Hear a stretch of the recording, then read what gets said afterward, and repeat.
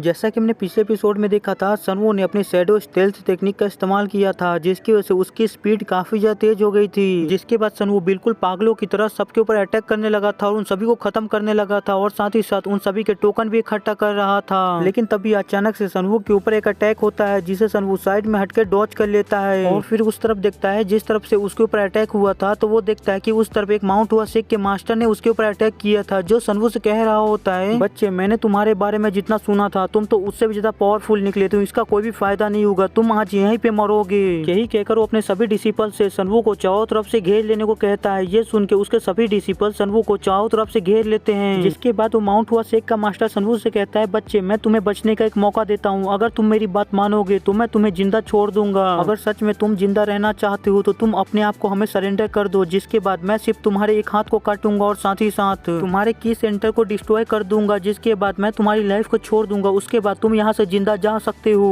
ये सुनकर सनवो उसको कोई भी जवाब नहीं देता है, वो बस चुपचाप वहाँ खड़ा रहता है और अपने मन के अंदर सोच रहा होता है, आखिरकार ये कमीना कौन है जो मुझे इस तरह धमकाने की हिम्मत कर रहा है। लेकिन तभी सनवो का ध्यान वहाँ पे खड़े माउंट हुआ शेख के डिसिपल्स पे जाता है, जिन्हें देखकर सनवो हैरान होते हुए कहता है, क्या हम लोग पहले भी मिल चुके हैं? तभी हमें उन डिसिपल्स को दिखाया जाता है जो सनवो को देख के काफी ज्यादा घबराए हुए होते, वो बुरी तरह से कांप रहे होते हैं। तभी सनवो को याद आता है कि ये सब डिसिपल्स तो वही है जो पहले वाले माउंट हुआ शेख के मास्टर के साथ उसके क्लैन के अंदर आए थे। जो याद आते ही सनवो उन सभी लोगों से कहता है कि क्या बात है, तुम सभी लोग तो काफी ज्यादा अच्छी एक्टिंग करते हो, तुम सभी लोग यहाँ पे तो ऐसे दिखा रहे हो जैसे कि तुम मुझे जानते ही नहीं हो। हाँ, मुझे लगता है कि तुम अपने मास्टर की वजह से तुम ऐसा कर रहे हो, ताकि यहाँ पे जितने भी आज लोग आए हैं जो यहाँ पे खड़े हैं, वो सभी लोग ये बात ना जान जाए कि तुम्हारे मास्टर मुझसे हार गए थे और उन्हें एम्बैरेस ना होना पड़े, उनकी बेइज्जती ना हो जाए, इसकी वजह से तुम सभी लोग यहाँ पे ऐसा कर रहे हो ना। ये सुन के माउंट हुआ शेख का मास्टर कहता है, ओए तुम कमीने बच्चे, आखिरकार तुम किस बारे में बात कर रहे हो? सनवो कहता है, आखिरकार तुम उससे क्यों पूछ रहे हो? तुम्हारे यहाँ पे जो डिसिपल है तुम उनसे क्यों नहीं पूछते हो कि आखिरकार तुम्हारे क्लैन के लीडर, तुम्हारे क्लैन के मास्टर मुझसे किस तरह हारे थे? ये सुनकर उस माउंट हुआ शेख के मास्टर को काफी ज्यादा गुस्सा आ जाता है। वो सनवो से चिल्लाते हुए कहता है कि आखिरकार तुम्हारी हिम्मत कैसी हुई कमीने बच्चे ऐसा कहने की? तुम्हारा क्लैन, तुम्हारा जो क्लैन है वो जेंजिंग के अंदर पूरी तरह से एक नेमलेस क्लैन है, जिसका कोई भी नाम और निशान नहीं है। यहाँ पे किसी को फर्क नहीं पड़ता है तुम्हारे क्लैन से। तो आखिरकार तुम्हारे जैसा कोई कमजोर क्लैन अनवो के सबसे बड़े ग्रेटेस्ट शेख को कैसे हरा सकता है, उसके मास्टर को कैसे हरा सकता है? क्या तुम ऐसा कह के अनवो के सबसे बड़े ग्रेटेस्ट शेख को भड़काना चाहते हो, मॉक करना चाहते हो? ये सुनकर सनवो अपने नाक में उंगली डालते हुए बड़ी फनी तरीके से कहता है, क्या अनवो का सबसे ग्रेटेस्ट शेख? अगर अनवो का सबसे ग्रेटेस्ट शेख, सबसे ज्यादा पावरफुल शेख तुम्हारा माउंट हुआ शेख है, तो आखिरकार नेमगोन क्लैन का क्या, वो क्या है? ये सुनकर तो माउंट हुआ शेख के मास्टर का मुंह ही बंद हो जाता है, वो बस अपना दांत पीसते रह जाता है, जिसकी वजह से वो जल्दी से सनवो के ऊपर अटैक करने के लिए जाने लगता है और सनवो से कहता है, तुम कमीने बच्चे, तुम्हारी हिम्मत कैसी हुई मेरे शेख को मॉक करने की, उकसाने की? आज तुम्हें इसकी कीमत चुकानी होगी। आज मैं तुम्हारी जुबान को काट डालूंगा और तुम्हारी असली औकात दिखाऊंगा कि आखिर आज तुम्हारी असली औकात क्या है। तुम किसी कुत्ते से ज्यादा कुछ भी नहीं हो। आज तुम्हें ये रियलाइज होगा कि तुम्हारा यून क्लैन मेरे माउंट हुआ शेख के सामने कुछ भी नहीं है, उसके सामने किसी चींटी के बराबर है। ये सब सुन के सनवो कहता है, मुझे तुम्हारी बातें सुन के ऐसा लग रहा है कि फाइनली मुझे कोई ऐसा मिल गया है जिसके साथ मैं खेल सकता हूँ, मजे कर सकता हूँ। फिर सनवो वहाँ पे खड़े माउंट हुआ शेख के डिसिपल से भी कहता है, आखिरकार तुम सभी लोग क्यों खड़े हो? तुम सभी लोग भी मुझे पे अटैक करो, अगर तुम सभी लोग भी मुझ पे अटैक करोगे तो इस खेल को खेलने में और भी ज्यादा मजा आएगा। ये सुन के वहाँ पे जितने भी माउंट हुआ शेख के डिसिपल्स होते हैं वो सभी लोग एक साथ सनवो के ऊपर अटैक करते हैं, जिसे देख के सनवो फिर से अपने शैडो स्टेल्थ टेक्निक का इस्तेमाल करता है, जिसकी वजह से उसकी स्पीड काफी ज्यादा तेज हो जाती है और जितने भी अटैक होते हैं सनवो बड़ी आसानी से उन सभी अटैक को डॉज करते हुए आगे की तरफ निकल जाता है और वहाँ पे जितने माउंट हुआ शेख के डिसिपल्स होते हैं उन्हें कुछ भी पता नहीं चलता है। तभी सनवो सीधे जाके उस माउंट हुआ शेख के मास्टर के अटैक के सामने खड़ा हो जाता है, जिसे देख के वो माउंट हुआ शेख का मास्टर हंसते हुए सनवो से कहता है, बच्चे लगता है कि तुमने मेरी पावर को कुछ ज्यादा ही अंडर एस्टिमेट कर दिया, कुछ ज्यादा ही कम समझ लिया। आज मैं तुम्हें बताता हूँ कि आखिरकार असली पावर क्या होती है। आज तुम्हारा ये घमंडी तुम्हें ले डूबेगा, तुम आज अपने घमंड की वजह से ही मारे जाओगे। ये सुन के सनवो मुस्कुराता है और कुछ भी नहीं करता है और सीधा उस माउंट हुआ शेख के मास्टर के अटैक के सामने खड़ा होता है, उसे लगने देता है। तभी वो अटैक सनवो को लग जाता है और वहाँ पे एक बहुत ही बड़ा धमाका होता है। वो धमाका इतना ज्यादा बड़ा होता है कि वहाँ से दूर खड़े सोल्जर्स भी उस धमाके को बड़ी आसानी से देख पाते हैं। वहाँ पे खड़े सोल्जर्स उस धमाके को देखते हुए कहते हैं, आखिरकार ये किस तरह का धमाका था? ये धमाका तो सच में काफी बड़ा था।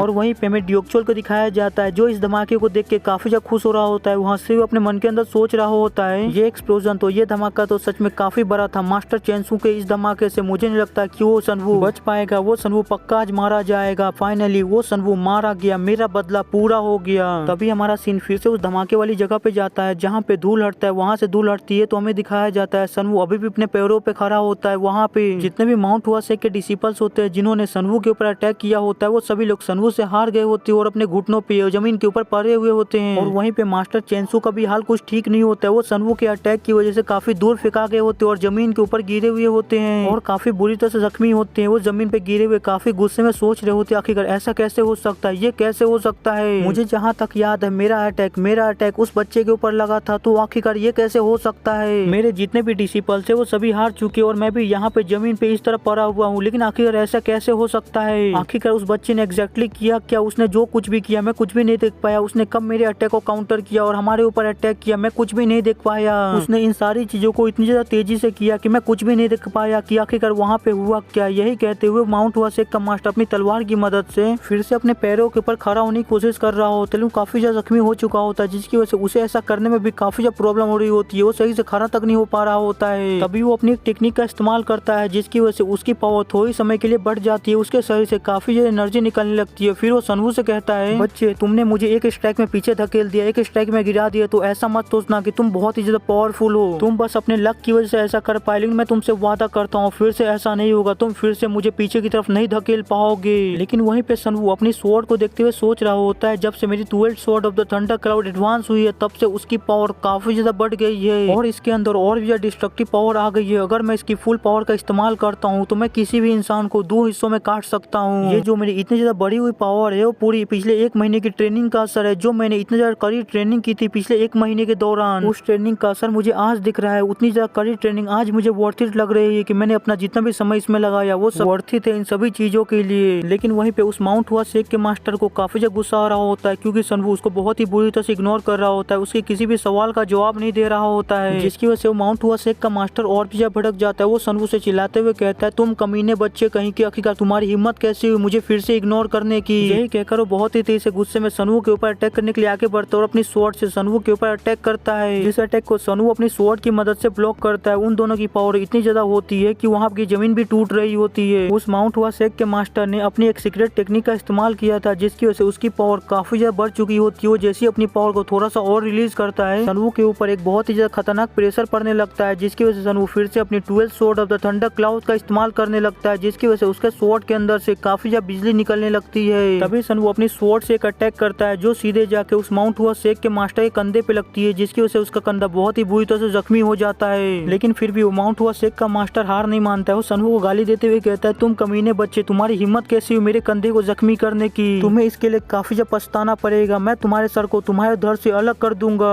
ये सुनकर सनवू कहता है, क्या सच में तुम ऐसा कर भी पाओगे? तुम पहले अपनी हालत देखो, उसके बावजूद तुम ऐसा कह रहे हो? मुझे लगता है कि तुम इस तरह नहीं मानने वाले हो, तुम्हें तुम्हारी असली औकात दिखानी होगी, तुम्हें तुम्हारी असली जगह दिखानी होगी। यही कहने के साथ सनवू अपनी 12th sword of the thunder cloud के फर्स्ट फॉर्म का इस्तेमाल करता है, जो सच में हद से भी ज्यादा पावरफुल होती है। उस अटैक की वजह से वहाँ पे एक बिजली का भवंडर आ जाता है, एक स्टॉर्म आ जाता है। उस अटैक की पावर को महसूस करते हुए नागिन कहता है, सच में ये पावर तो काफी ज्यादा इनक्रेडिबल और पावरफुल है। मेरे यंगर ब्रदर के एक ही स्ट्राइक में इतनी ज्यादा पावरफुल है कि वो किसी भी पावरफुल मार्शल आर्टिस्ट को एक ही स्ट्राइक में 2 हिस्सों में कट कर सकता है। आज से जब कुछ टाइम पहले मेरा यंगर ब्रदर टियानमू माउंटेन के ऊपर आया था, उसने मुझसे फाइट की थी, तब वो इतना ज्यादा स्ट्रॉन्ग नहीं था, पर आज उस दिन से कई गुना ज्यादा स्ट्रॉन्ग हो चुका है। मेरा यंगर ब्रदर काफी तेज से स्ट्रॉन्ग बन रहा है। आज उसने रॉक क्लैन के कमीशन क्लैन को बहुत ही बुरी तरह से हरा दिया है, डिस्ट्रॉय कर दिया और साथ ही साथ उसके प्लान को भी बेकार कर दिया है। यही तो उम्मीद की जा सकती है मेरे यंगर ब्रदर से। वो मेरा यंगर ब्रदर है, वो इतना ज्यादा आम कैसे हो सकता है? और वहीं पे सनवू अपनी पावर को देख रहा होता है और अपनी पावर को देखते हुए सोच रहा होता है, यहाँ पे जो मैंने अपनी पावर का इस्तेमाल किया वो मेरी बस आधी पावर थी और मेरी आधी पावर ने इतना ज्यादा डिस्ट्रक्शन मचा दिया। मेरी आधी पावर की वजह से यहाँ पे इतनी ज्यादा डिस्ट्रक्शन हो गया। इस जगह को देख के लग रहा है कि ये जगह पूरी तरह से खेल बन चुका है, एक नर्क बन चुका है, जहाँ पे चारों तरफ लाश ही लाश से खून ही खून है। अभी तो मैंने सिर्फ 12th sword of the thunder cloud के 4th फॉर्म के मिडल में ही हूँ। अगर मैंने 4th फॉर्म को पूरी तरह से मास्टर कर लिया